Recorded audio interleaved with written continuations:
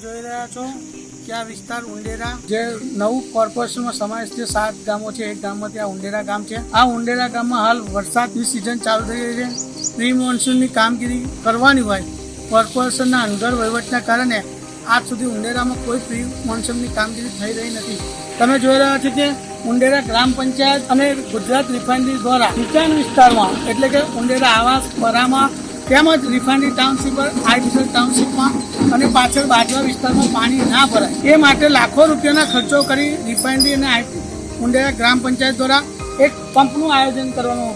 આ પંપ છેલ્લા કેટલા મહિનાથી બંધ છે, એનું મોટર કાઢી ગયા છે કોર્પોરેશન દ્વારા। કોર્પોરેશનના લોકો આજ સુધી રિપેર કરવામાં નથી અને તમે જો તળાવની પાણીની સપાટી તળાવ ભરવામાં હવે 2 ફૂટ બાકી હોય અને નીચાણ વિસ્તારમાં પાણી ભરવાની તૈયારી છે, ત્યારે કોર્પોરેશનના અધિકારીઓ ઘેરી નીંદમાં ઊંઘતા હોય એવું અમને લાગી રહ્યું છે। જ્યારે નીચાણ વિસ્તારમાં પાણી ભરાશે અને લોકોના ઘર વકરી બગડશે ત્યારે આ લોકો જાગશે એવું અમને લાગી રહ્યું છે।